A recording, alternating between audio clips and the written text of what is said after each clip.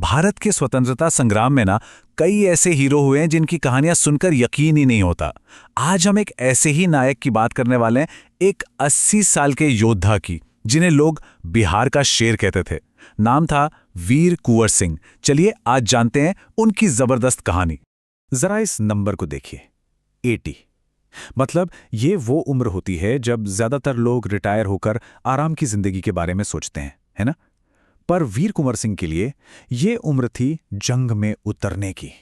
सच में यकीन करना मुश्किल है, पर 80 साल की उम्र में उन्होंने अंग्रेजों के खिलाफ तलवार उठाई थी। तो सवाल ये है कि आखिर कौन थे ये बिहार के शेर?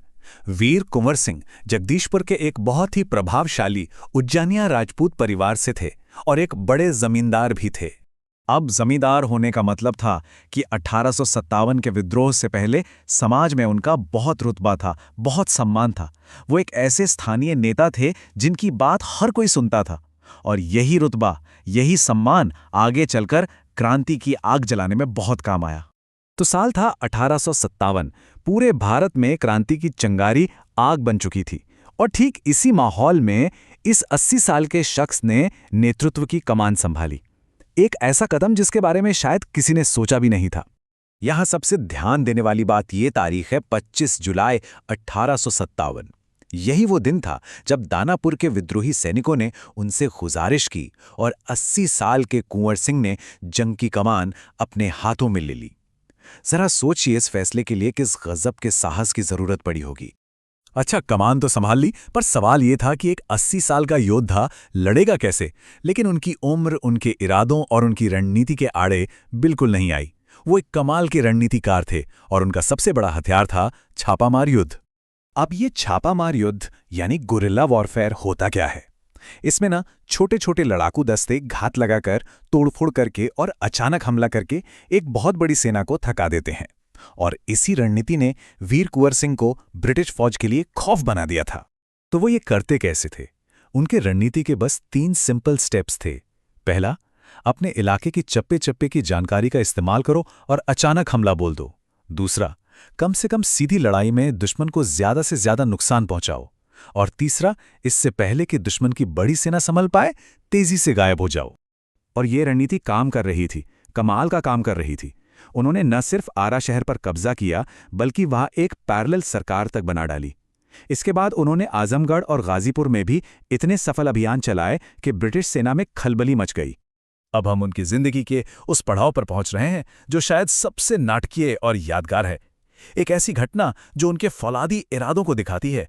जरा सोचिए, वीर कुंवर सिंह अपनी नाव से गंगा नदी पार कर रहे हैं, और तभी अंग्रेजों की एक गोली उनके हाथ में आ लगती है। अब खतरा यह था कि जहर पूरे शरीर में फैल सकता था, जो जानलेवा होता। और तब उन्होंने वो किया जिसके बारे में सुनकर आज भी रोंगटे खड़े हो जाते हैं। ये मानते हुए कि गोली ने उनके हाथ को अपवित्र कर दिया है और जहर फैले उससे पहले ही उन्होंने अपनी ही तलवार से अपना हाथ काटकर गंगा मैया को अर्पित कर दिया। क्या जज्बा रहा होगा! ये बलिदान उनकी कहानी का अंत नहीं था, बल्कि ये तो उनकी अमर विरासत की शुरुआत थी। चलिए देखते हैं कि उनके जीवन के आखिरी दिनों ने इतिहास पर कैसी छाप छोड़ी। 23 अप्रैल 1858 उन्होंने कैप्टन ली ग्रांट की सेना को बुरी तरह हराकर जगदीशपुर के अपने किले को वापस जीत लिया। ये एक जबरदस्त जीत थी, लेकिन इस लड़ाई में वो इतने जख्मी हो गए थे कि अपनी धरती को आज़ाद कराने के ठीक 3 दिन बाद 26 अप्रैल को वो शहीद हो गए। और उनकी इसी आखिरी और शानदार जीत को सम्मान देने के लिए आज भी बिहार में हर साल 23 अप्रैल को विजय उत्सव यानी विक्ट्री डे के तौर पर मनाया जाता है। लेकिन उनकी महानता सिर्फ लड़ाई के मैदान तक सीमित नहीं थी, वो सामाजिक एकता की एक मिसाल थे। उन्होंने मंदिर और मस्जिद दोनों के लिए अपनी जमीन दान की। उन्होंने आरा जिला स्कूल के लिए भी जमीन दी, और इन सारे कामों में उनके भाई अमर सिंह हमेशा उनके साथ कंधे से कंधा मिलाकर खड़े रहे। उनकी ये विरासत आज भी हमारे बीच जिंदा है। 1992 में आरा में उनके नाम पर वीर कुंवर सिंह यूनिवर्सिटी की स्थापना की गई। उनका नाम आज भी लोगों को जोड़ता है, बिल्कुल वैसे ही जैसे उत्तर और दक्षिण बिहार को जोड़ने वाला ये वीर कुंवर सिंह सेतु जोड़ता है।